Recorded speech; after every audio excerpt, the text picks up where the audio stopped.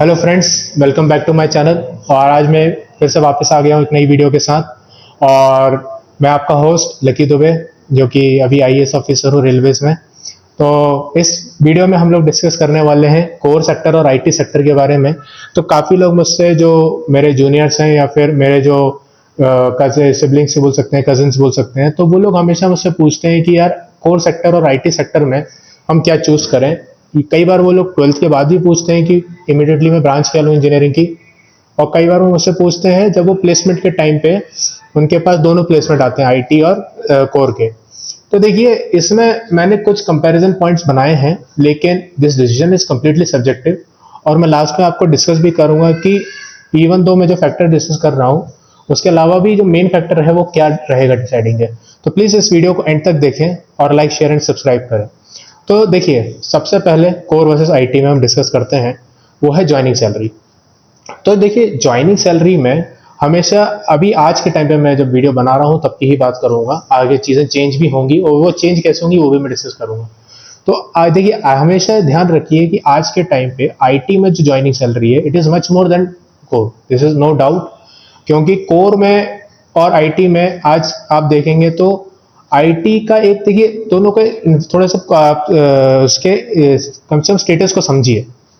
IT में जब जैसे आप इंजीनियरिंग पास आउट होते हैं तो आप, कुछ जो अच्छे लोग हैं वो कुछ कुछ लैंग्वेज सीख लेते हैं, जो अच्छे बच्चे होते हैं। कुछ लोग नहीं भी सीखते हैं, लेकिन वो अच्छे कॉलेज से पास आउट भी होते हैं या फिर किसी तरह से जॉब में लैंड करते हैं। कंपनी को पता है कि इनकी जो नॉलेज है वो तो मेरे को ज़्यादा काम आएगी नहीं, और अगर आएगी भी तो अच्छी बात है। लेकिन हर आईटी कंपनी अपने आप में एक अपना एक रखती है कि उसका एक जो सर्वर है या उसके जो मॉडल्स हैं उसमें वो ट्रेन करती है, और वो ट्रेन करने में उसको ज़्यादा टाइम लगता नहीं है, 6 मंथ्स to 1 year में वो ट्रेन कर लेती है। उसके बाद आप उनके लिए वैल्यूएबल एसेट है, और उस एसेट के लिए वो आपको पे करती है। और उसको पता है कि अगर मैंने इसको 1 साल में जो सिखाया है उसके लिए जो ये मेरा काम करेगा उससे मैं बहुत पैसे कमाऊंगा। देखिए, कोर में यहाँ डिफरेंस आ जाता है। कोर में आप ये मान लीजिए कि स्टार्टिंग में जब आप ज्वाइन करते हैं, आपसे कंपनी को बहुत कम रिटर्न्स आते हैं, क्योंकि आपके पास उतना एक्सपीरियंस ही नहीं है। आप ऐसे समझ लीजिए कि आप अगर मान लीजिए घर बनवाना है आपको, और आप घर बनवाने के लिए किसी इंजीनियर को हायर करेंगे, तो इंजीनियर कैसे आप हायर करेंगे कि जिसका एक्सपीरियंस हो? भाई, कोई सिविल ग्रेजुएट है और वो जस्ट कॉलेज से पास आउट हुआ है, आप उसको क्यों हायर करेंगे? आपको पहले ही लगेगा यार ये तो अभी अभी पास आउट हुआ है, इसको तो सिर्फ अभी बुकिश नॉलेज है, इसके पास कोई एक्सपीरियंस नहीं है, मैं इससे घर नहीं बनवा सकता। वेयर एज अगर कोई आईटी में जो बंदा है जिसने कॉलेज के बाद 1 साल का भी उसका एक्सपीरियंस है कोडिंग में, तो आप सोच सकते हैं कि मैं से एक वेबसाइट या एक ऐप बनवा लूं। वो रिस्क आप ले सकते हैं, लेकिन घर बनवाने का रिस्क आप कभी भी एक नए बंदे से नहीं लेंगे। तो ये कहीं ना कहीं एक डिफरेंस आ जाता है। अच्छा, आईटी जो मैं बता रहा हूँ वो मतलब सीएसआईटी है, कोर मतलब आएगा आपका मैकेनिकल, इलेक्ट्रिकल एंड सिविल। अब देखिए, ये चीज एक डिफरेंस आ जाता है जो ज्वाइनिंग सैलरी में डिफरेंशिएट कर देता है। नेक्स्ट अगर मैं बात करूं, नेक्स्ट टॉपिक हमारा रहेगा सैलरी ग्रोथ। देखिए, सैलरी ग्रोथ दोनों ही सेक्टर में थोड़ी सब्जेक्टिव है, मैं फैक्टर्स आपको बताता हूँ। आईटी में अगर मैं आज के टाइम पे बात करूं, सेम कंपनी में भी ग्रोथ है। अगर आप वो जो मॉडल पे आप काम कर रहे हैं उस मॉडल का अच्छा फ्यूचर है उस कंपनी में, तो आपको कंपनी हमेशा एक अच्छा ग्रोथ देगी।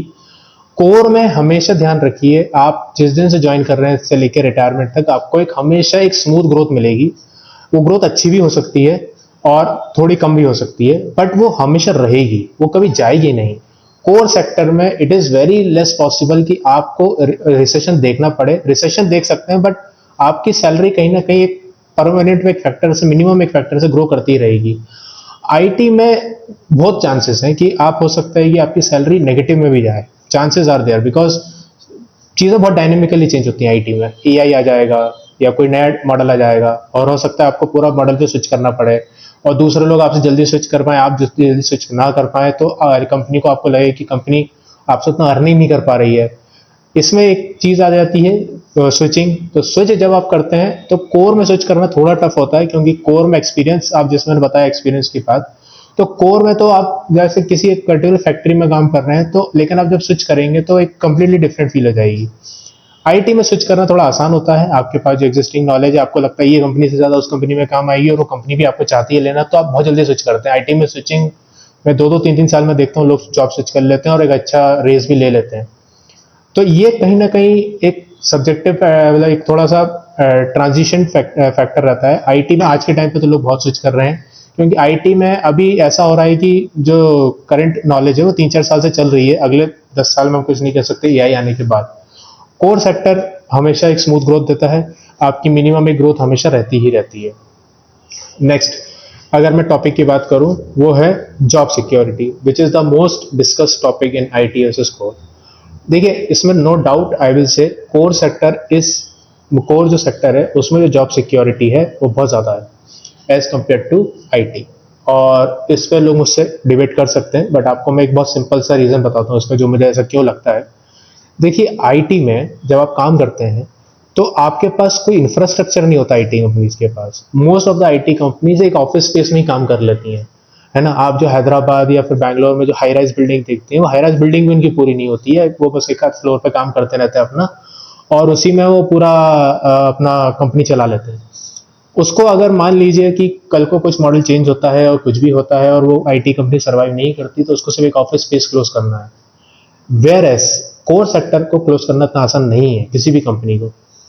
एग्जाम्पल के तौर पे मान लीजिए आप जनरल इलेक्ट्रिक में है या सीमेंस में है, these companies are for 60-70 years and they have build in infrastructure of billions of dollars. एक दिन में बिलियंस ऑफ डॉलर का इंफ्रास्ट्रक्चर आप बंद ही नहीं कर सकते, चांस ही नहीं है। देयर इज नो चांस कि आप इतना बड़ा इंफ्रास्ट्रक्चर बंद कर दें। ये these companies they are building products and they have a mass line of manufacturing and mass मतलब इतना एकर्स ऑफ लैंड है और हैवी मशीनरी है जो कभी भी एक दिन में 2 दिन में बंद नहीं हो सकती। मतलब अगर बंद होगी भी तो उसमें आपको दिख जाएगा कि अगले 3-4 साल में इस कंपनी का फ्यूचर नहीं है, उससे पहले तो आप ही स्विच कर लोगे कंपनी से पहले। तो अगर मैं जॉब सिक्योरिटी की बात करूं तो core sector is much more secure than IT sector. Next factor की बात करें तो वो है स्टेबिलिटी ऑफ करियर। तो देखिए stability of sector, stability of sector के बारे में। अब देखिए मैंने जो जॉब सिक्योरिटी करी और स्टेबिलिटी ऑफ सेक्टर में एक डिफरेंस है। जब मैं जॉब सिक्योरिटी की बात कर रहा हूं तो मैं आपके पर्सनल जॉब की बात कर रहा हूं, आप उस कंपनी से निकाले जाएंगे कि नहीं निकाले जाएंगे उस इसमें तो मैं मानता हूं core sector is much more stable. जब मैं स्टेबिलिटी ऑफ सेक्टर की बात करूं तो देखिए इसमें थोड़ा डिफरेंस आएगा। अगर मैं प्रेजेंट टाइम की बात करूं तो IT sector is much more performing than core sector, है ना। कोर सेक्टर में सबको पता ही है कि आजकल कोर सेक्टर में जॉब्स बहुत कम आ रही हैं। उसका रीज़न बहुत सारे हैं। एक तो ये है कि आजकल सब कुछ ऑटोमेशन की तरफ मूव कर रहा है, नंबर ऑफ जॉब्स जो आ रही हैं वो थोड़ी कम है। बट देखिए जो जॉब्स आ रही है वो सिक्योर है, इसमें नो डाउट। अगर आप एक बार कोर में एंटर करेंगे और आप जो एक्सपीरियंस गेन करेंगे वो आपको कंपनी कभी छोड़ेगी ही नहीं। 10 साल का कोर का एक्सपीरियंस के आदमी को कोर वाला कभी नहीं छोड़ेगा, क्योंकि उसको पता है ये इस जैसा आदमी वो दूसरा लगाने में फिर 10 साल लग जाएंगे। लेकिन करियर सेक्टर की बात करें तो आज के टाइम पे तो मैं बोलूँगा IT is good performing, but in future core तो देखिए कुछ ना कुछ करके हमेशा सर्वाइव करता हुआ आया है और आगे भी सर्वाइव करेगा। आईटी में कहीं ना कहीं एआई आने के बाद चीज़ें ड्रामेटिकली चेंज भी हो सकती हैं। अगर आपको सेक्टर में सर्वाइव करना है तो आपको हमेशा चेंजिंग नेचर को एक्सेप्ट करना है। अगर आप अगर आप 40-50 की एज पे भी जाते हैं तो आपको ये देखना है कि जो आप आईटी डिमांड कर रहा है उस टाइम पे वो आप दे पा रहे हैं कि नहीं दे पा रहे हैं, स्विच कर पा रहे हैं कि नहीं कर पा रहे हैं। तो ये कहीं ना कहीं एक सेक्टर की मैं बात करूँ तो होगी। नेक्स्ट जो मैं चीज़ बोलना चाहता हूँ वो है government job versus private jobs. देखिए आईटी में जो गवर्नमेंट जॉब्स हैं they are very less as compare to core, है ना। कोर में हमेशा गवर्नमेंट जॉब ज़्यादा आती हैं। Mechanical, civil, electrical, they always have a higher as when it compare to government jobs, क्योंकि गवर्नमेंट इंफ्रास्ट्रक्चर की कई काम करती है तो ऑब्वियसली गवर्नमेंट इन्हीं 3 ब्रांचेस में ज़्यादा काम करेगी। आईटी में ऑलमोस्ट सब चीज़ें प्राइवेट ही हैं। गवर्नमेंट की ऑर्गेनाइजेशंस बहुत कम है, जैसे सीएसआईआर है, एनआईसी है, इसरो भी कुछ कुछ कंप्यूटर साइंस को रिक्रूट करता है, बार करता है, लेकिन but they are very less as compare to core.